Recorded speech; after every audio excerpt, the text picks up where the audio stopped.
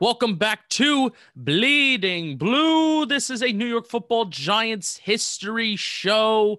And with me today is one of my best friends, Nikki Snacks. How are you doing? Last week we talked with Barstool Clem. This week we are talking about the history of free agency and the best Giants free agents, some of the worst Giants free agent acquisitions ever. Snacks, how are you doing? I am doing phenomenal.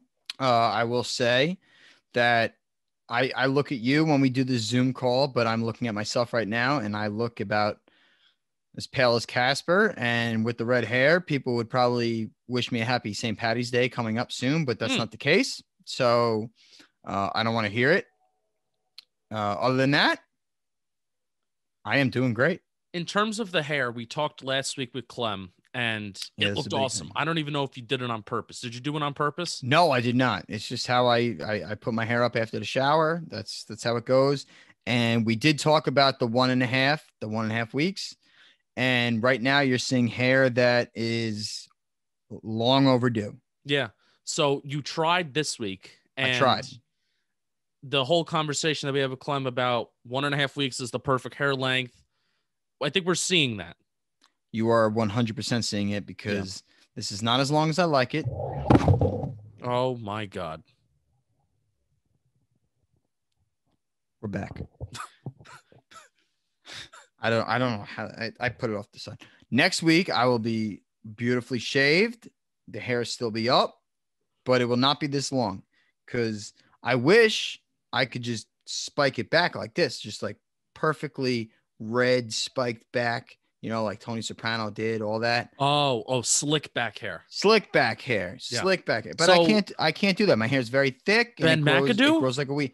See, that's funny. You mentioned Ben Mcadoo. No, not Ben Mcadoo. Ben Mcadoo is a miserable little bitch, and I want to talk about him. He's dead. Dead to you. Essentially. Maybe not dead to me. He apparently wanted Patrick Mahomes, so we will give him that. But his coaching tenure in New York, dead to me. Is that going to be a talking point in Giants history? Like, you know how it's a talking point in Jets history about how Bill Belichick was the coach for 24 hours. Is that going to be a talking point in Giants history that Ben McAdoo wanted Pat Mahomes? Because it is right now. But will it 5 years from now? I don't think so. Probably not. I guess it really depends on Daniel Jones being the next quarterback or whoever we draft next and if they're good. But yeah, those I don't know if those rumors are real or those reports are real that he wanted to trade up. I do. So do I. I very much believe it. Where there's smoke, there's fire, correct?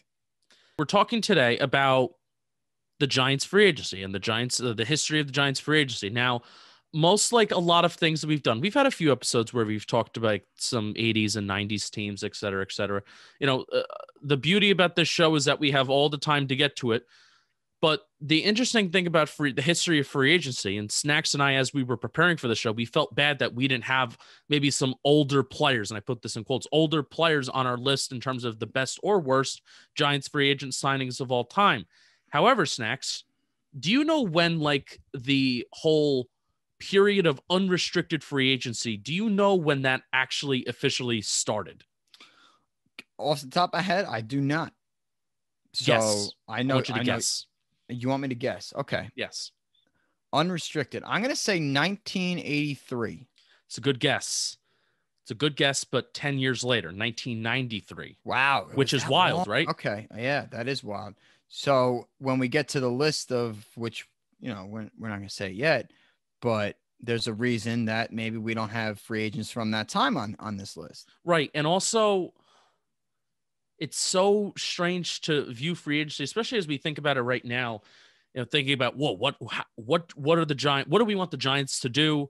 What is the correct way to win in the National Football League? Obviously we know it's through the draft, but it's always just so tempting to go out there and get the big name. The big name can just transform your team. And even if you can get, two big names, right? It's so tempting to do it just like we did in 2016. So three big names in 2016. Three big names in 2016. So it's so tempting to do that, but then also thinking about the league history and really for at least the first, I don't know, 5 years of free agency, at least the Giants had. I don't know if we don't have a single name on our list that's any kind of noteworthy significance in terms of when unrestricted free agency started. So in 1993, the owners granted the players free agency in exchange for a salary cap.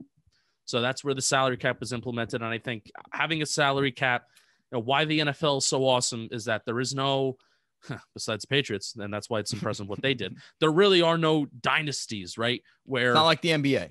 It's not like the NBA where you can have just superstars gathering in one place and then they're set for a couple of years until those superstars may want to move on. Yeah. But let's actually jump back before we get to 1993. I kind of want to go through the history of free agency just in the NFL in general. So take me on this ride. I'm almost just going to be reading from this Bleacher Report article that was written in 2008 by Alvin Dominique. Thank you, Alvin. I hope you are well, and I hope you are surviving in the world. Okay. Originally, the NFL used the reserve system that was created in Major League Baseball. And under that system, once a player's contract expired, he could renegotiate with the team that owned his contract.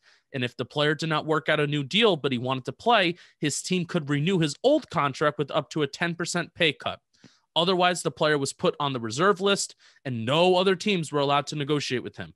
The only way a player could move to another team was to retire or hope his team sold or traded his contract. So there was no free agency snacks. But then in 1947, the league adopted the 1-year option rule. The rule limited the team's ability to automatically renew a player's contract to just 1 year. Many owners used the reserve clause to indefinitely renew players' contract, and the 1-year option stopped that practice. So it was basically, if you don't come to that agreement, instead of taking that 10% pay cut, you have that 1-year option. And if you don't come to an agreement with that 1-year option, then you can kind of test free agency in the open market. However, it took 16 years before a player actually hit free agency after that 1-year option. Yeah. 16 years, R.C. Owens became the first player to change teams. He signed with the Baltimore Colts after playing out his 1-year option with the 49ers, and the move prompted the owners to create the Rozelle Rule in 1963. Now, in 1963, after this guy, R.C. Owens, he was a wide receiver, he moved to the Baltimore Colts. The San Francisco 49ers were left saying, well, what the hell?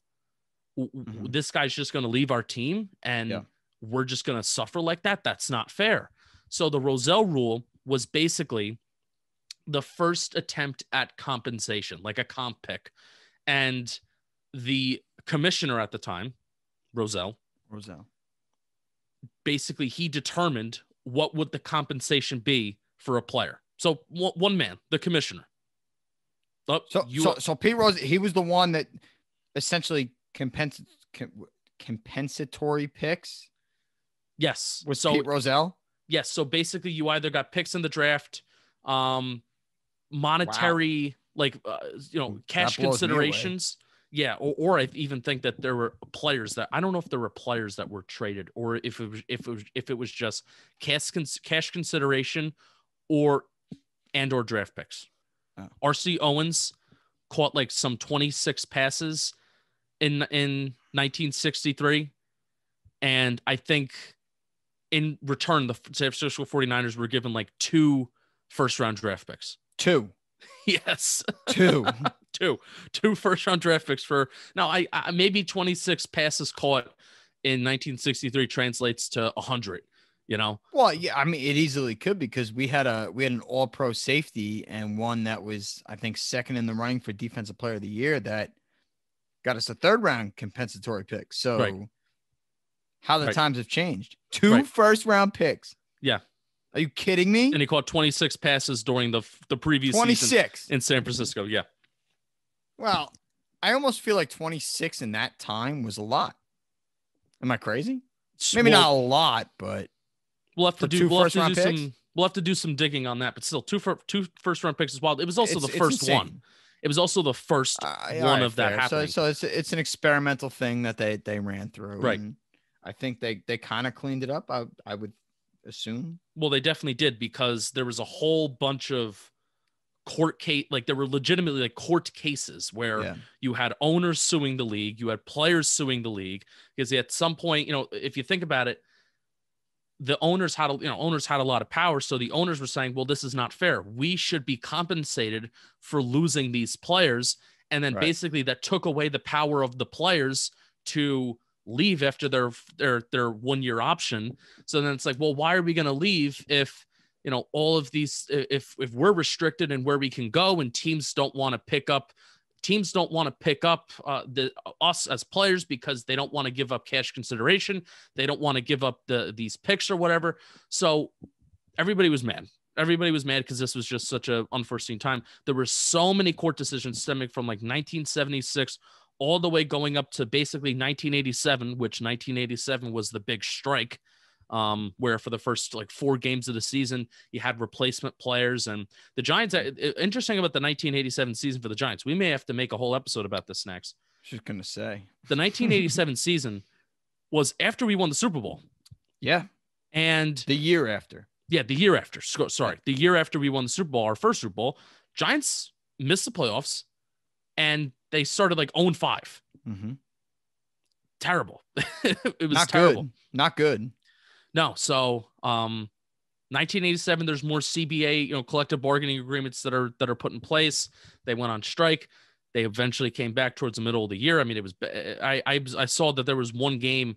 It might have been in Buffalo. No, the Buffalo game was the first game they were back, but there was a game, I'm pretty sure it was in Giants Stadium, had like 9,000 people in attendance. Jesus. Like just nobody wanted to see everything. Sounds like it. Yeah. Everybody play. So eventually we get to 1993. Owners have the salary cap, and now it's free agency kind of as we know it. But especially as a criminal justice major, hearing that there was all these cases and there was all like these arguments, I would have loved to just be in a courtroom. I would have loved it. Like, oh, how are you actually going to present this about football? Right. And, you know, it's funny. Like when you were starting to talk about that, I was thinking like baseball arbitration. Because when I think of baseball arbitration, I think of like Aaron Judge, Aaron Boone, Brian Cashman all going into a courtroom. Yeah. You know, so that actually blows my mind that free agency, what we know it today and what we're seeing today and the restructuring and all these different things to what it was back then. Absolute lunacy. Yeah. It's 2 completely different worlds. And obviously, yes, of course, the money and everything like that. But I mean, that's crazy. So that is a very good history lesson. And one of the reasons why, you know, you might be sitting there and wondering yourself, because I was certainly sitting here and wondering myself, and I had to do some theory thinking. And this is my theory. You may be sitting there and wondering, well, why wasn't there any moves for so long? Why did, you know, from that 1 year option point, how come nobody moved teams? Well, you also have to remember the AFL and the NFL were basically 2 different leagues. Mm-hmm. You know, so it wasn't one NFL at the time. No. So it's not like, you know, somebody from the Giants could easily go to the Jets, let's just say, you know, because the Jets, those 2 teams, they were in the different leagues, not even different conferences. They were just in the completely different leagues. Yeah. And, you know, as we all know, the AFL was very inferior to the NFL. Correct. So one of the first guys to really go against the tide of actually picking a team and signing with a team after being with the previous team, Snacks, this is also a little Giants history nugget. Let's hear it. The highest scoring player in Giants franchise history is kicker Pete Gogolak.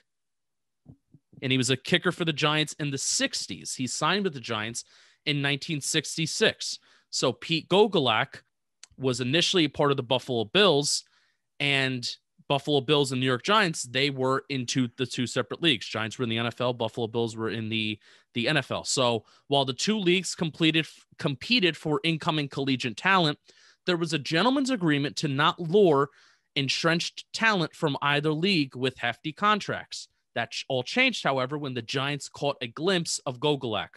Gogolak, who was the AFL's Buffalo Bills in 1964, was the professional football's first soccer-style kicker, a method so widely used today that the original straight-ahead toe kicking approach has been completely washed from the game. Slipping from a dynastic era, the Giants thought it was worth to steal a one-of-a-kind talent like Gogolak from the rival league, despite the backlash that was soon to follow. As expected, the AFL retaliated to the Gogolak signing, spurring a bidding war for star players that ultimately led to a full merger between the AFL and the NFL in 1970. Gogolak finished out his career with the Giants, playing until 1974, retiring as the franchise all-time leading scorer with 646 points. I still think that is the all-time leading scoring total. And had Pete Gogolak never jumped from the AFL to the NFL nearly 5 decades ago, who knows if we'd be watching the Super Bowl 2 Sundays from now, which I'm guessing that is when the article was written that I am reading. Wow. So Pete Gogolak. Pete Gogolak, baby. A round of applause. I mean, we don't usually give a lot of emphasis to kickers outside of like Lawrence Tynes in our first few months of doing the revamped Bleeding Blue, but that's an unbelievable stat right there, Justin. Yes, and Mr. Statman here. Bleacher Report had the best free agent acquisitions in Giants history. They put Pete Gogolak at number 3. They did. Okay. I'm guessing he's not on your list next. See, that's what we're gonna do. We're gonna segue right into it. Yes. So we are going to do a snacks pantry today, and as you could tell, we are focusing on free agency. Justin just gave a great rundown of it, and free agency opens this week, correct? Yes, that's topical and timely. It's topical and timely, and that's exactly what we're going to do. Pete Gogolak, whatever he was. Simon and Garfunkel. There you go. That's one of the best Giants free agent signing, maybe the best free agent signing in NFL history. It very well could be. Just based on the information given by Justin. So I want to preface by saying one thing. We are going to do the top 5 snacks pantry. Remember, this is my opinion. Justin has no idea nothing. We're going to do the top 5 worst free agent signings and the top 10 best free agent signings. So the caveat is I was born in 1993. I don't know much before that. Ironically enough, that is the first year which NFL free agency started. There you go. So I was going to say, if anybody from the pre-Strahan era, I know we got some listeners out there who are young at heart and maybe on their birth certificate aren't exactly young at heart. That's okay. We love you. But to fill us in on anything that went on in the 80s and early 90s, because we don't really know that. And I didn't want to give you guys information based on stuff I read on the internet. So I'm going to give you guys stuff from my heart. And that's what a pantry is. Am I wrong, Justin? Why I think, and this is my theory, why I think that there's not going to be a lot of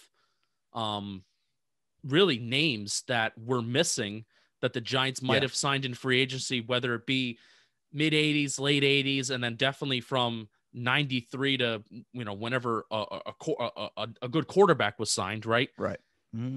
Because the Giants, after Phil Simms retired, like 93, 94, the Giants got royally fucked with losing out on all of their good players. Like they had all these good players from, winning the 2 Super Bowls, and then they lost them all. The salary cap is now implemented. The NFL shifted, it almost shifted to what it is today, and the Giants couldn't keep up.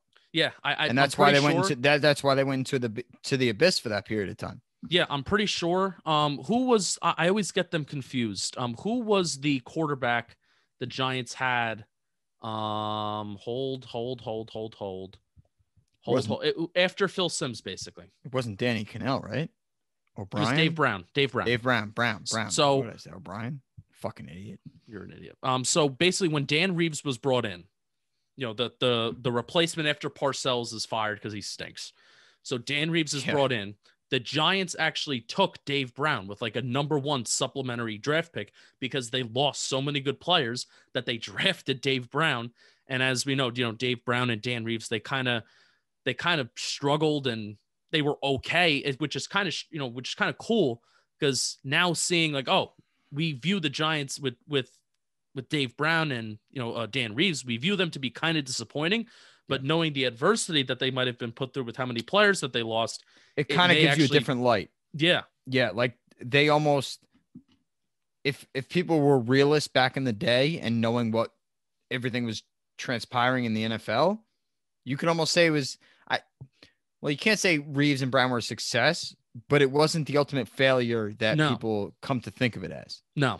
Because, you win Super Bowls after that, many years after that, and Super Bowls before it, but they were given a raw deal. So yeah, there's no fault to their own there. No, and the NFL, like you said, the NFL just changed so drastically. Right. So that's why I don't think we're going to be like missing any big name. Like, oh, how the fuck did we not pick this guy up? And how did you not put him on your pantry? Even though your pantry is not wrong. No, my pantry's never wrong. Never wrong. I have 10 guys here, best free agent signings, and 5 worst free agent signings. When I tell you, there couldn't be a more perfect list ever created. This is true. The 10 are right, and the 5 are completely right. So I don't want to fucking hear it. The first one that we're going to talk about, top 10 go worst. Best free. Oh, worst? No, we're going to go worst first. Can I give you one of the best, though? Orleans Darkwa. Do you want to go? Do you want to go best first? Because I figure we save the best and happiest times for last. That was my thought process, but Orleans Darkwa was originally a Miami Dolphin. I think he was undrafted, and then he was cut, and then the Giants signed him. And it's definitely. I didn't even think Orleans Darkwa deserved an honorable mention. So, wow, that's why I mentioned him first. Yeah, so maybe we should just go top 5 worst. Okay, top 5 worst. Definitely on that list has to be. Boom, timeout. Snacks Pantry, top 10 best Giants free agent signings of all time, top worst Giants free agent signings of all time. We start with the top 5 worst free agent signings of all time. Justin, go. Okay. I think everybody understood that. Well, I just want to clarify it again. Okay. I'm going to go let's go with JT Thomas. JT Thomas, good guess. Not on the top 5. Worst. Wow. Yeah, I know. I have a good story about him. That's how bad it's been. You have a good story? I want to hear it because the contract that was given out to him was very ill-advised. He was shot. I don't know why that ever happened. I think he probably got $5 or $6 million a year. Really bad, but yes. JT Thomas, not on the list. I think, remember when the Jaguars shut out the Giants? Yeah. So they saw him up front and it's like, okay, yeah. He balled out that game. Right. And then they're like, let's give him $4 million, $5 million a year. Yeah. For a couple of years. For one game. We really think he could rock and roll. That's Jerry Reese for you, baby. Stop. It's Jerry Reese, rock and roll. My favorite memory of JT Thomas was always seeing him hurt during training camp. And the ironic part about him always being hurt is that he always was the hardest worked football player on the field because they would just run him. Yeah. They would run him. Yeah. Holy shit. I would be like, I feel the worst for you right now. Yeah. Because he's taking every single rep and every single play. I can understand. But JT Thomas was not a very good signing by the Giants. But fortunately for him, he doesn't make this list. Levar Arrington. Ding, ding, ding, ding, ding. Number 2 on my list. Levar Arrington signed a 7-year, $49 million deal before the 2006 season. He played 6 games and recorded 14 tackles. He ruptured his Achilles during his best game against Dallas that year, and he never played football again. How excited were you? Do I have to say any more? How excited were you, though, for that signing? I was pumped. Levar Arrington was a stud, in Washington and shit. And he had that face mask with the bull in the front. Oh my God. I was pumped about Levar Arrington. And then watching him, and especially watching him break out in his 7th game when look at this. So that's his helmet right there. Yes. Yeah. So I played for the Rawway Chiefs for Pop Warner. I stole this helmet because this was my favorite football I played. I still have the fucking mouthpiece on here too. Is that That's gross? disgusting. Throw it out, please. It's gross. Throw it out. It's COVID, Bubby. COVID. No, it's if you put this in your mouth, you'll be immune to everything. That's a drop. Disgusting. If you put this in your mouth, you'll be immune to everything. That's a drop. Yeah, please, yeah. So please. it's funny. I was rarely a defensive lineman. I was always an offensive lineman, but the bull ring, I love the bull ring. Every year I had to order a custom face mask and just screw it on. So it has to be one of the most iconic face masks ever. And Levar Arrington wearing that and then being a productive player in Washington and then signing him, great. So Levar Arrington was a great guess. I can't believe you actually got that real quick. But yes, that's number 2 on the Pantry's top 5 worst Giants free agent signings of all time. Who else you got? I know you. You do. And I know that one of the 2016, maybe even 2 of the 2016 free agent signings are going to be on there. I'm going to go with Olivier Vernon. Bang. There you go. Very smart choice. The one of the 3, and you nailed it. Olivier Vernon was signed to I think it was a 5-year, $85 million deal to come help this pass rush that was non-existent before he got there and was still pretty non-existent when he got there. He was never lived up to the bill of his contract. And to me, he always seemed, I don't want to say the word out loud. If anybody has cats, he is something like that. Oh, P-U-S-S. Yeah, something like that. That's what Puss he was. in Boots. Exactly. There you go. Great movie. But he never lived up to the bill of that contract. He came over from Miami and people thought he was like this pass rushing specialist, and he just wasn't. I think his highest total was 8.5 sacks for us. Yeah. He always missed games. We wound up trading him. I think it was going into year 3, we traded him. Mm-hmm. So he is absolutely on my top 5 worst signings, and he comes in at number 5. The ironic thing about Olivier Vernon is that the one year he was good, maybe didn't deserve the contract in 2016. But in the 16, team was good. he was good. No, he also was good. Like he ran the, I think he played all 16 games, or no, yeah, JPP missed time. I think he played all 16 games. No, it was Vernon who played all 16, and he played the run very well. He just never got to the quarterback like his contract could tell you. And the ironic thing about not only him in that season, but the ironic thing about Spags and the Giants that 2016 season, they had no pass rushing depth, when that's what the Giants have been built on, is the depth that, pass rush, depth at pass rusher. So he was playing like over 90% of the snaps. I mean, they ran him into the ground. They ran him and JPP into the ground that year because they just had no other option. Ironically, I keep on saying ironically enough. Shut the fuck up. Okwara was not that bad. No, Okwara was very good, and that's actually we don't talk about present day Giants, but our general manager now letting Okwara walk like that was kind of a travesty to me. All right.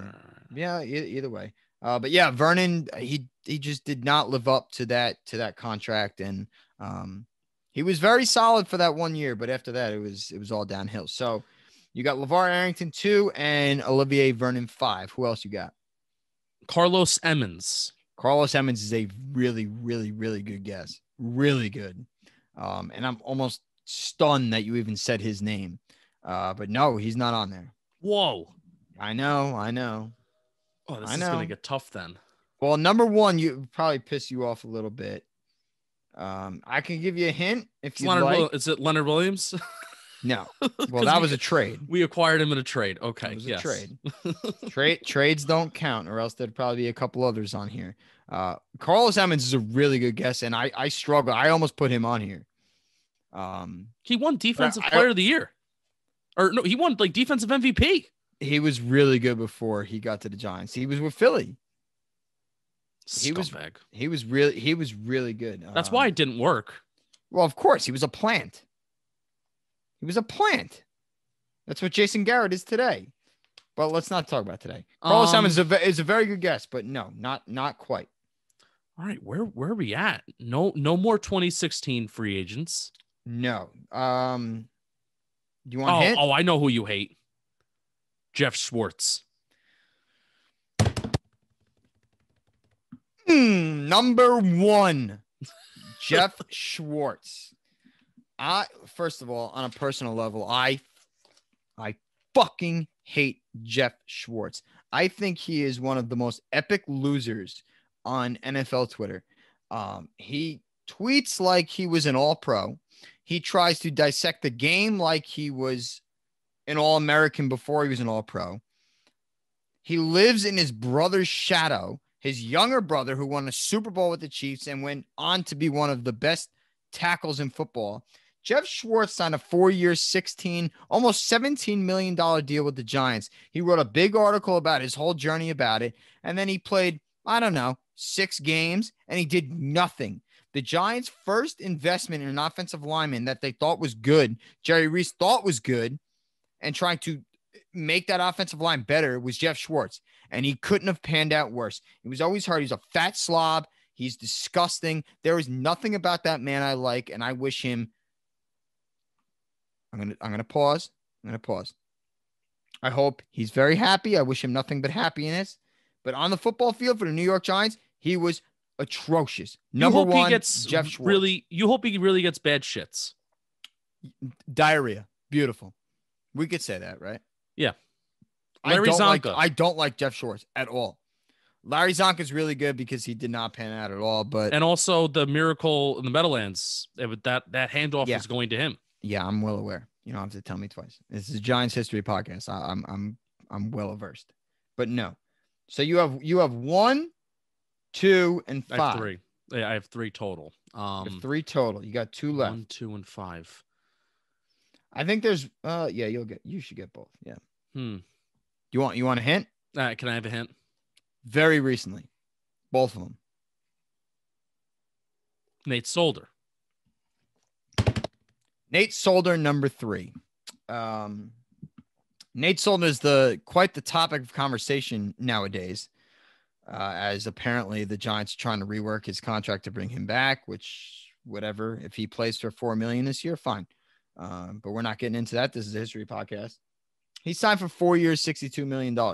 And at the time, I think it was $35 million guaranteed. And at the time, that was the richest contract for an offensive lineman.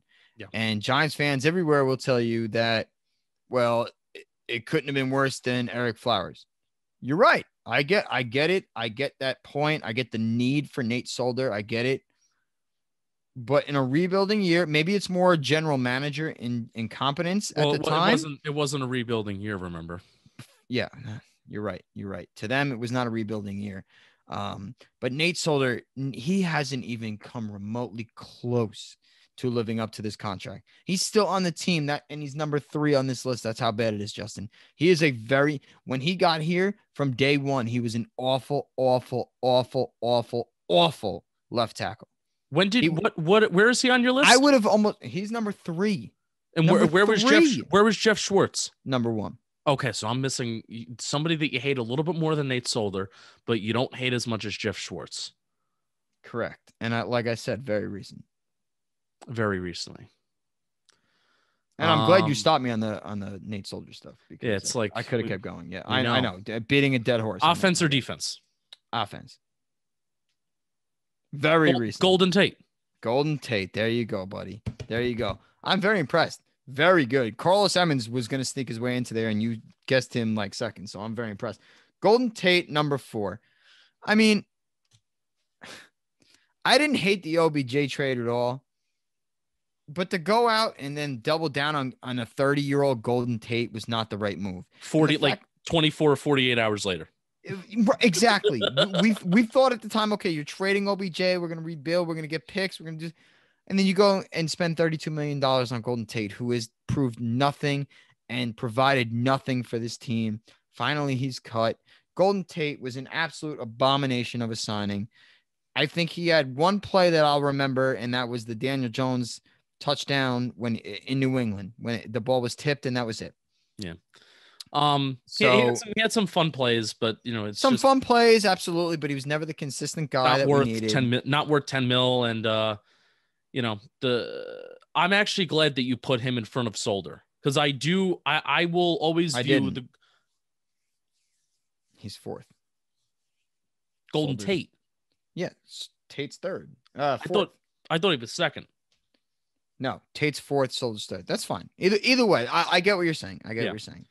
Well, I would put Tate in front of Solder. I know, and I know because most people Solder will. at the time was was a like, need. we just need to get a body. Right. And it was Eric Flowers. Eric Flowers or a Super Bowl champion left tackle. That's why I said I get it. That was more performance due. Like Golden Tate has more kind of oomph behind it, if that makes sense. Like he did not need to be signed. Yes, Jeff Schwartz, Levar Arrington, Nate Solder, Golden Tate, and Olivier Vernon. Those are my 5 worst, and I know there's plenty. So guys, please tell me who else I missed or who else you should have thought you should have been on there. So we may hustle a little bit through your pantry. Yes, we are. We're going to hustle very quick because I know we're rolling deep. I'm just going to go turn around really quick. These are the best free agent signings in Giants history. Go ahead. I know. I can't. Go ahead.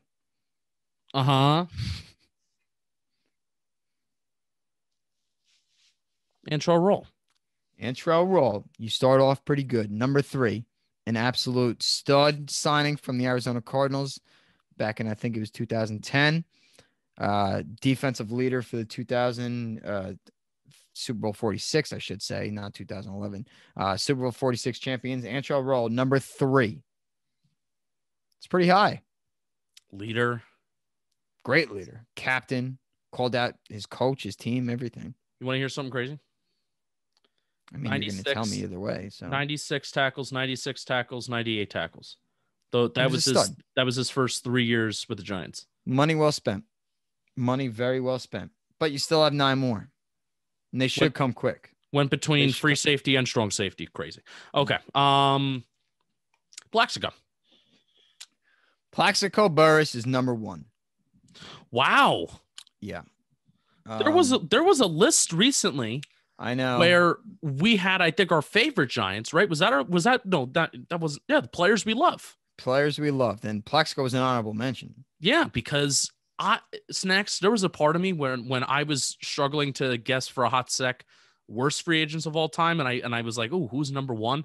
I thought you were gonna put Plax at number 1 because of how I'm like, are you that petty that he fucked us over in 2008? You know I am. Yeah. You know I am. But there was no free agent signing that ever made an impact like he did. Yeah. Think about it. If Plaxico doesn't come in, Eli is never what he is, in my opinion. He caught the biggest catch in Giants history. Third. Who, Tyree and Manningham? Hey, you want to know what? I'm going to put it down to 4th. I think Ingram in Super Bowl 25 made a big catch. Yeah. Okay. I get it. You're right. Fuck you. You're right. His route, but okay. How about he ran the best route ever? How about that? Yes. All Eli had to do was just boop. Yes. Boop. That's fair. So you're right. So Plaxico, not the best catch, but the most memorable catch in my opinion. Yeah. And he made Eli blossom into what Eli became. So I as much as I hate what Plax did to end his Giants career, I cannot not put him at number 1 on this list. So best Giants free agent signings of all time. Number 1, Plexico Burris. I'm going to rip off 3 hog mollies and you tell me where they are. Okay. Kareem McKenzie, Sean O'Hara, Fred Robbins. Wow. You were so close. You were so damn close. Sean O'Hara is number 4. Uh-huh. Kareem McKenzie's number 5. Fred Robbins is number 5, and Kareem McKenzie's number 6. Jonah Howard, Kareem McKenzie completed that line. They drafted Deal. They drafted Soybert was an undrafted free agent in 2001, and they drafted Deal. And then they brought in 2 guys that were complete pros and complete studs for 3 or 4 years in O'Hara and McKenzie. And boy, did they ever pay dividends. So you got 4, 5, 6 right off the bat. And number 1. I'm very impressed. And Fred Robbins. We don't have to talk about Fred Robbins. I've talked enough about him. We've talked about enough. Give me some Kerry Collins love. You knew it, didn't you? Yeah. You knew it. Kerry Collins, number 7. It's not easy finding a quarterback that you don't draft. Am I wrong? It's tough. it's tough. If you don't draft a quarterback, you may not have one. And the Giants in, I think it was 1998 or 97, whatever the year was, they went out and they found a quarterback in free agency, and it was Kerry Collins. And he led them to numerous winning seasons, numerous playoff berths, and a Super Bowl appearance. Kerry Collins, for whatever I've called him in the past, for whatever mistakes he's had, whatnot, how bad he was in Super Bowl 34 against the Ravens, he was a damn good quarterback for the Giants. And he was one that you found in free agency, which you don't normally do. So Kerry Collins is off the mat right there. He's got beautiful blue eyes. He came in, drank all his beer, all his whiskey, all his tequila, and he came in here and he slung the ball left and right to Jaravicious, to Hilliard, to Toomer, to Greg Camella, to everybody. Kerry Collins, number 7, just because of how hard it is to find a quarterback in free agency, and they did. I could be wrong here. I know for a fact Dave Tollefson was drafted by the Green Bay Packers. You're right. Is he on your list? Because technically that is a free agent. Honorable mention. Okay, that's fair. Honorable mention. All right, so then let me get an obvious one out of the way. Antonio Pierce. Antonio Pierce. I was waiting for this. Number 2. Antonio Pierce, the defensive captain for the Super Bowl 42 champions. He just brought a life to that defense that was not there before, signing in 2005 and staying until his neck gave out a few years after the 2007 Super Bowl. Antonio Pierce, our defensive leader, our defensive captain, all in all, amazing guy, one of the best football players I've ever seen in the NFC Championship game against Green Bay. Antonio Pierce, number 2. Are you counting undrafted free agents as part of your free agents?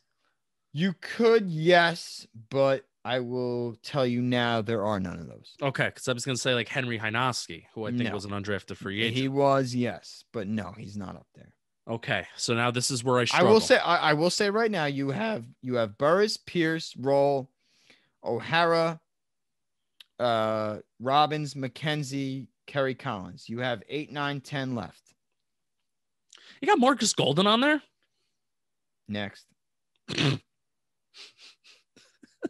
Get it out of your system. Go ahead. Just say like 2 sentences about Marcus Golden. I mean, he was a good. I don't know if I would put him top 10. He was good for a year. He was good. Yeah, but I'm just trying to think. Also, I'm struggling. So can I have a hint? Okay. Yes, you could have a hint. One was on the 2007 team, and the other 2 were on the 2011 team. Kabika Mitchell. Kabika Mitchell, baby, number 10. He was there for 1 year, and he was a late signing in free agency, if you remember correctly. He signed late with the Giants before training camp, and he came in. And it's funny, he has a lot of Tom Coughlin chapter space in our book that we're going to get to next week. We don't talk about him then, but we will later on. Kabika Mitchell, number 10, was an integral part of the 2007 Super Bowl 42 team, so I had to put him on there. We're reaching here. Dion Grant. You're not reaching. Not reaching. I love it. You're not reaching at all. Dion Grant, number 9. Dion Grant, we signed him when he was older. I think 33. Correct me if I'm wrong. He was older. His final 2 years were in blue. Yeah. He was older, and when we signed him, it was almost like today's day where we signed Jonathan Stewart for motivational to our stud running back. No, I'm just saying. I almost thought of Dion Grant back in the day when I read about him. Like, okay, he's older. Maybe he plays a few snaps here and there, but he's never going to be like an integral part. Maybe he's depth. He's just a leader in the locker room, something like that. Dion Grant turned out to be one of the most important players of our team in 2011. So without a shadow of a doubt, I'm putting him on this list. And I'm excited for you to get the last one.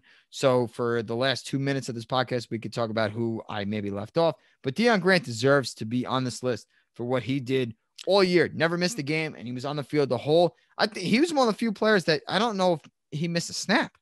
Dion Grant, number 9. Giants fans, we wouldn't know what the term moneybacker is without Dion Grant. He was the first guy that introduced it to us. Jeff Fiegels. Great guess. Not on the list. Whoa. All right, then I'm lost. You're lost. Oh, buddy. Come on. Oh, no. Oh no, this is bad. Offense or defense? Defense. Defense. Not. It can't be on the defensive I think line. this might get me some hate because he's even before Dion Grant. Actually, I think this is probably going to get me a lot of hate. Sam Madison. Yeah, I thought about Sam. He's an honorable mention, but no. What part? What part of the defense? He was a linebacker, 2011. Linebacker too. Oh, Chase Blackburn. No, because Giants drafted. Then they cut him and then they signed him. They cut him and then re-signed. Yes. Okay. I didn't include that because I thought that was bullshit. Okay, I'm stumped. You'll know. Well, of course you'll know when I tell you. He was really good against Aaron Rodgers in the divisional round in 2011. Really good. He probably was the player of the game that game, besides Hakeem Nicks. You got me. Michael Bowley.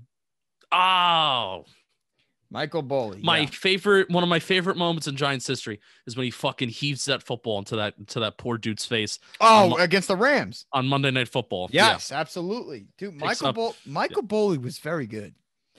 Maybe not. Okay, maybe not very good, but he was a good ball player. Yeah, and I thought to me was a very integral part of the Super Bowl 46 run. Like I said against Green Bay, he was dominant. He sacked Rodgers twice, forced a fumble. He was really damn good. So I have Michael Bowley at number 9. Him and Dion Grant were very close, and I actually, to be honest, I flipped a coin, and Bowley went ahead of Dion Grant. Okay, so we have Plax, we have Pierce, we have Antrell Roll, we have Sean O'Hara, we have Fred Robbins, we have Kareem McKenzie, we have Kerry Collins, we have Michael Bowley, we have Dion Grant, we have Kabika Mitchell. The top Kabika. The top 10 best free agent New York Giants signings that we have seen. And that is my pantry. And I loved it. Justin, who did I omit? No one. No one, right? No one. I don't think so. Well, I'm saying no one because your list is not wrong. My list. Such a good point. You are such a smart man. You know, sometimes it kills me how much smarter you are than I am. I try my hardest and I do my best. Don't clip that. Oh, now you gave me the idea. Okay. We love you all. Thank you for listening. The whole point of these shows was to not be that long, but Snacks and I, we have too much fucking fun. Yeah, I also talked for the first 40% of it. So, well, you had to get the history in, but it's true. Me and Justin literally will call each other an hour before the show. We think 30, 35 minutes tonight. Yeah. Okay. That's good. We can't do more. We're trying to make this a show. We're not trying to make this a podcast, but hey, I mean, I'm sure there's a lot of people watching on the YouTube right now. Watch me be wrong. But it's been really cool to have everybody kind of stick around and watch the premiere on the YouTube. If you're listening on the podcast or if you're watching it afterwards, Mondays at 6 p.m. on the Talking Giants YouTube channel, we hang out with everybody and we watch the premiere together. So we'll see you next week. Snacks, we're getting back to that Tom Coughlin book. So 2 more weeks of the Tom Coughlin book. And then we'll have some, believe it or not, we're going to be in draft month. So Talking Giants, we're going to have our own draft month, the previewing draft prospects. Bleeding Blue, we're going to have our own draft month. And we're going to do a bunch of stuff for the NFL draft too. Clearly, there's not a lot of information out there for Giants free agents, but for the draft, there's a shit ton. You goddamn right. And there's a lot of exciting times for Bleeding Blue. Talking Giants is about to do what they normally do in the draft season, and that's the best goddamn coverage you could possibly find. We go back to Coughlin next week, and we're just going to keep rolling. So let us know who your favorite free agent signings or worst free agent signings were. I'd love to hear them. Please tell me because I'm a moron and I probably forgot a few. So I love you guys. Thanks for watching. Justin. Keep on bleeding blue. We will see you next week.